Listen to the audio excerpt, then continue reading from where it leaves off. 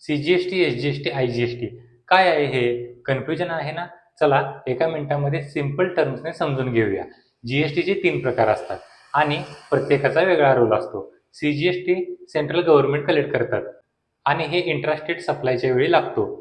Intrastate म्हणजेच same स्टेटमध्ये होतं. एसजीएसटी, यूटीजीएसटी स्टेट गव्हर्नमेंट आणि युनियन टेरिटरी कलेक्ट करतात आणि हे पण इंट्रास्टेट सप्लायवर लागतो.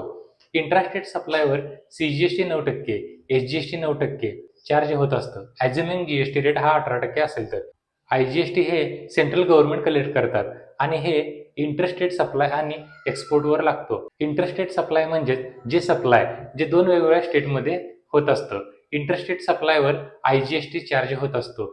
टॅक्स क्रेडिट कसं यूज करायचं असतं? सीजीएसटीचे क्रेडिट पहिला सीजीएसटीच्या लायबिलिटीमध्ये सेटअप होईल, त्यानंतर आयजीएसटी. सिमिलरली पहिला एसजीएसटीचे क्रेडिट पहिला एसजीएसटीच्या लायबिलिटी आणि त्यानंतर आयजीएसटीच्या लायबिलिटीमध्ये सेटअप होईल.